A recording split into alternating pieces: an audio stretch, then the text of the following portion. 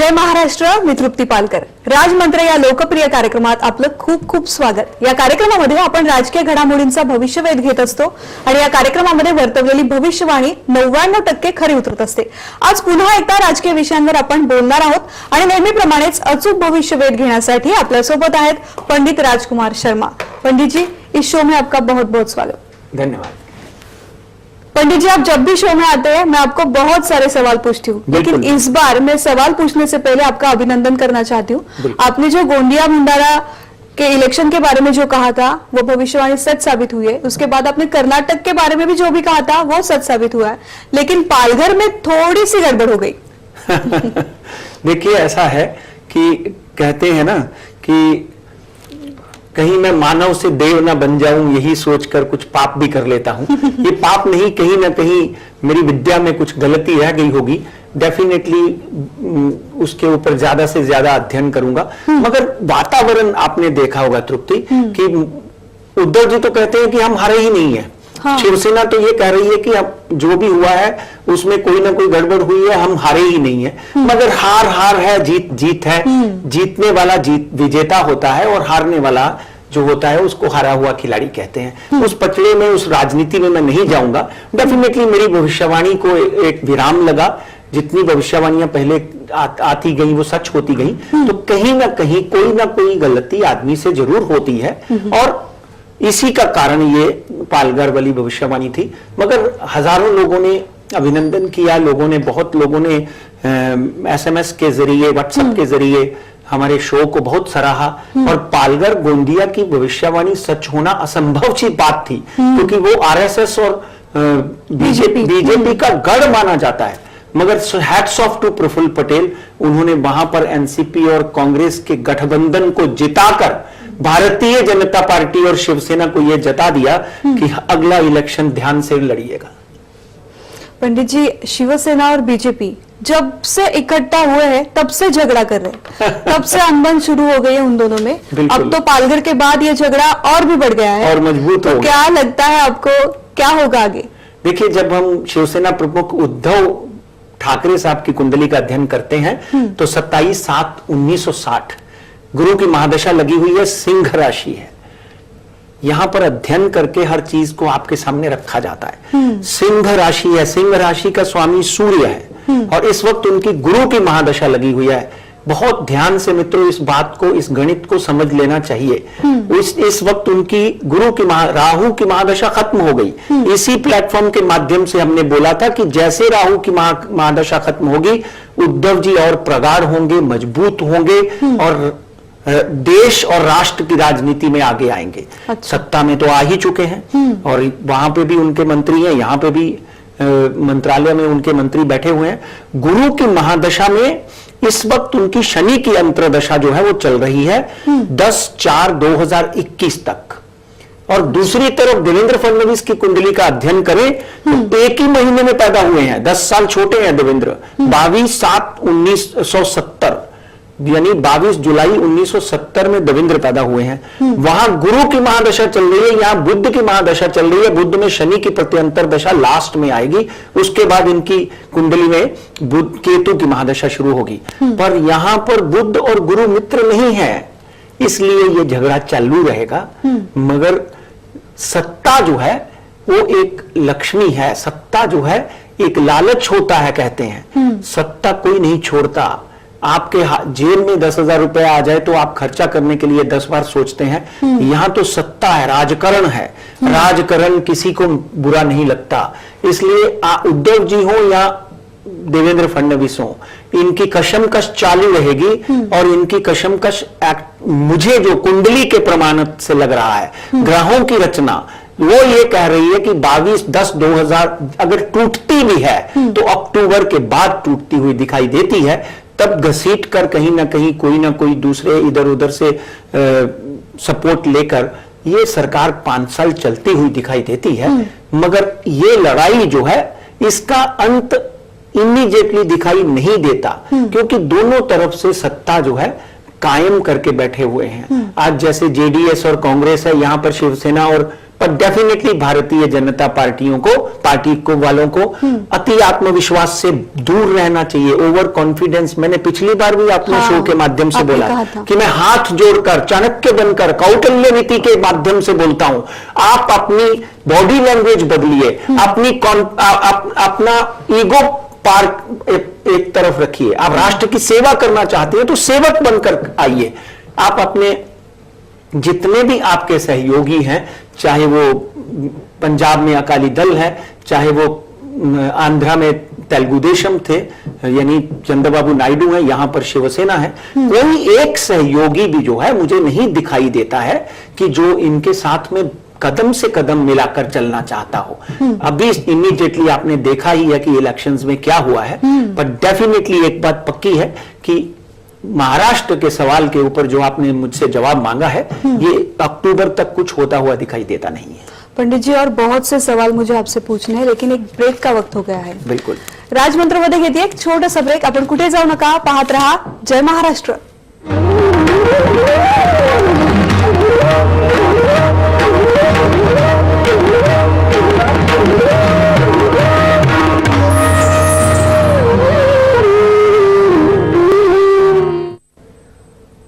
Break नंतर राजमंत्रमध्ये आपलं पुन्हा एकदा स्वागत। पंडित जी, बीजेपी का हाल अब कैसा रहेगा? बीजेपी के खिलाफ बहुत से विरोधी इकट्ठा हो गए हैं, तो बीजेपी को डरना चाहिए, क्या होने वाला है? देखिए, इसमें तो ये है कि मोदीज करिश्मा इज फेडिंग। लोग तो ऐसा बोल रहे हैं। लोग कहते थे कि अब की बार मोदी सरकार, 2014 की बात है, हमने 330 वोटों से भविष्यवाणी की थी कि अब की बार मोदी सरकार कहा जाता था, अब की बार बीजेपी सरकार नहीं। इसलिए माननीय प्रधानमंत्री नरेंद्र मोदी की कुंडली का यहां पे अध्ययन करना बहुत ही आवश्यक हो जाता है। हमने हमेशा उनकी कुंडली के बारे में जहां जहां जब जब बोला है, वो प्रभु की कृपा से सही हुआ है। नरेंद्र दामोदर दास मोदी 17/9/1950 वडाल, छोटा सा जूनागढ़ के पास एक गांव है, वहां पे उनका जन्म हुआ। वृश्चिक राशि, चाय बेचने वाला बच्चा देश का प्रधानमंत्री बन जाता है। और इसी तरह अब्राहम लिंकन बकरियां चराते हुए देश के प्रधानमंत्री बन गए थे। इसलिए मित्रों, एक बात ध्यान से सुनिए कि नियति को कोई नहीं बदल सकता। भाग्य अपना काम करता है और रंक राजा बन जाता है और राजा रंक बन जाता है। ये भाग्य के ऊपर अब हमारा शो है। ये राज मंत्र जो है, इसमें भाग्य पढ़ा जाता है। और मैं अपने पूर्वजों को हाजिर नाजिर करके तब भी जो भविष्यवाणी की थी, आज भी ये भविष्यवाणी करता हूं कि 17/7/2017 के बाद नरेंद्र मोदी साहब की कुंडली में चंद्रमा की जो महादशा लगी है, वो डेफिनेटली उनके लिए बहुत अच्छी नहीं है। उसी दूसरी तरफ राहुल की कुंडली में जो चंद्रमा की महादशा लगी है, कहीं ना कहीं उनका लगन का प्रिय चंद्रमा है, उनको ऊपर बढ़ा रहा है। आज सीआरएस की रिपोर्ट देख लीजिए कि मोदी जी की और राहुल की पॉपुलैरिटी में सिर्फ 7 पॉइंट का फर्क रह गया है। यहां पहले 2014 से 16 तक की बात करें तो ये फासला जो था 60 पॉइंट का था, अब 7 पॉइंट पर आ गया है। तो कहीं ना कहीं भारतीय जनता पार्टी को बहुत ध्यान से आगे बढ़ना होगा।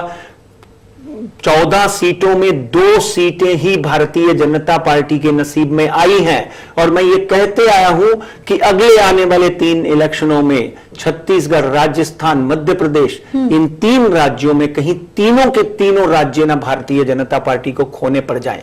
कहीं ना कहीं 2 में तो मैं भविष्यवाणी कर चुका हूं कि भारतीय जनता पार्टी हार सकती है और वहां पर कांग्रेस आ सकती है। मगर डेफिनेटली जो आपने पूछा है कि भारतीय जनता पार्टी के लिए एक बहुत ही चुनौतियों भरा समय आगे आ गया है। और माननीय नरेंद्र मोदी को आगे आकर अपने ही पार्टी के लोगों को जो उनके साथ कहीं ना कहीं अंदर खाते उनकी छवि को खराब कर रहे हैं, उनसे बैठकर उनकी समस्याओं का समाधान करना चाहिए। आप अपने आप को बदल सकते हैं। जब आप सुबह उठकर नमस्ते सदा वत्सले मातृभूमि कहते हैं तो आपको यह समझ लेना चाहिए कि आपने राष्ट्र की सेवा के लिए शपथ ली है, और इस सेवा के लिए आपको अपना स्वार्थ नहीं, आपको राष्ट्र का स्वार्थ देखना पड़ेगा। इसलिए राष्ट्र की सेवा के लिए आपको अपने लोगों में, यहां पर यशवंत सिंह सिन्हा जो है वो चले गए, शत्रुघ्न सिन्हा जाने की तैयारी में है। अंदर खाते के कम से कम 50% ऐसे मंत्री हैं जिनके अंदर कोई ना कोई विरोध, कोई ना कोई ईर्ष्या, कोई ना कोई अवरोध हमेशा चल रहा है। इसलिए 2019 का करिश्मा जो है वो कहीं मोदी साहब के आगे राहुल जो है लंबे कद का खड़ा ना हो जाए, ये नजर आते हुए यही सवाल मुझे आपसे पूछना था जी। कि मोदी जी का करिश्मा अब खत्म हो रहा है क्या? देखिए, ये करिश्मा, जैसे मैंने बोला कि चंद्रमा जब मंगल की राशि में होता है, मंगल अंगारक है। धरणी गर्भ संबुत्तम विद्युत कांति संप्रभम कुमारम शक्ति हस्तम तम मंगलम प्रणमाम्यहम्। मंगल वृश्चिक राशि का स्वामी है और चंद्रमा की उसमें महादशा लगी हुई है। Confusion state of mind. Mangal neuro system को रिप्रेजेंट करता है मित्रों। मंगल धरती को, आम लोगों को, जनता को, राजनीति को रिप्रेजेंट करता है। इसलिए मंगल जब मंगल की राशि में जब चंद्रमा बैठता है तो आदमी कंफ्यूज होता है, अपनों का विश्वास खो देता है, अपने आप के ऊपर उसको अविश्वास सा बना रहता है और वो किसी ना किसी ओवर कॉन्फिडेंस और किसी ना किसी तरह से वो अपने ओवर कॉन्फिडेंस के माध्यम से अपने आप को नुकसान पा लेता है। तो डेफिनेटली उस करिश्मे में अभी भी जान है। नरेंद्र मोदी राष्ट्र के लिए बहुत अच्छा काम कर रहे हैं, बहुत अच्छा काम कर चुके हैं, आगे भी तत्पर हैं कि वो राष्ट्र के लिए अपना कुर्बानी तक दे सकते हैं, क्योंकि राष्ट्रीय स्वयंसेवक संघ में सिखाया ही ये जाता है और उनके पास तो कोई भी नहीं है जिनके लिए वो स्वार्थ करें।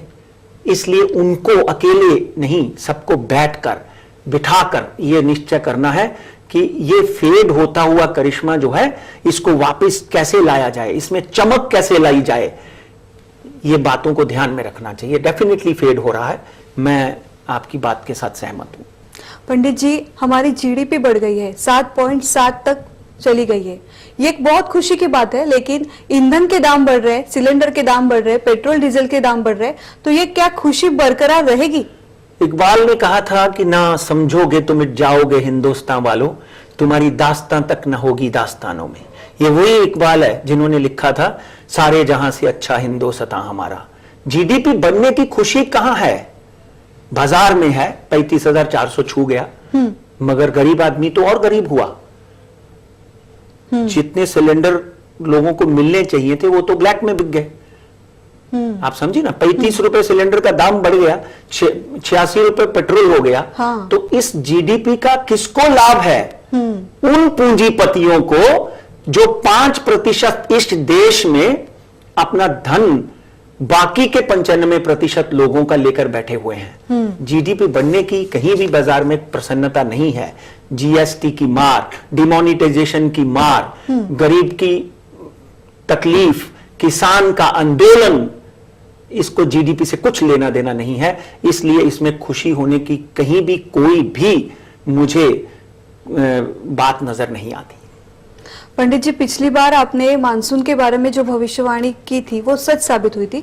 इस बार मानसून कैसा रहेगा? देखिए, यहां तक नक्षत्र की बात करें, आज मेरे ख्याल से 2 तारीख है। हाँ। 3, 4, 5 तारीख से यहाँ पे 1 या 1.5 दिन पहले मानसून आने के योग बनते हैं। 5 तारीख से मानसून जो है बॉम्बे यानी मुंबई और महाराष्ट्र के कुछ हिस्सों में, कोल्हापुर, रत्नागिरी, राजापुर, यहाँ पर दस्तक हो चुकी है ऑलरेडी।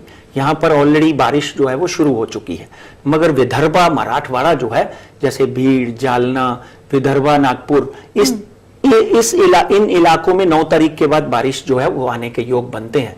मगर 5 तारीख से बारिश आपको झमाझम नजर आती हुई दिखाई देती है। हमारे तालाब जो हमको पूरा साल पानी मुहैया करवाते हैं, डेफिनेटली वो 100% भरते हुए नजर आते हैं। मैं हमेशा वेदर प्रेडिक्शंस के अगेंस्ट भविष्यवाणी करता रहा हूं। पहली बार इस 2018 में डेफिनेटली मौसम विभाग के जो अनुमान है वो सिद्ध और सही साबित होंगे। इसलिए मुंबई और महाराष्ट्र के सभी किसान भाइयों को बहुत बहुत बधाई, और मैं प्रभु से और भगवान इंद्र से भी प्रार्थना करता हूं कि वो हमारे महाराष्ट्र को संपन्न और सुख और समृद्ध बनाए। पंडित जी, आप जब भी शो पे आते हैं मैं आपको शेयर मार्केट का हाल कैसा रहेगा ये पूछती हूँ। ये सवाल मुझे आपसे पूछना है, लेकिन ब्रेक का वक्त हो गया है। बिल्कुल बिल्कुल। राजमंत्र या कार्यक्रमात घेते एक छोटासा ब्रेक। कुठे जाऊ नका, पाहत रहा जय महाराष्ट्र।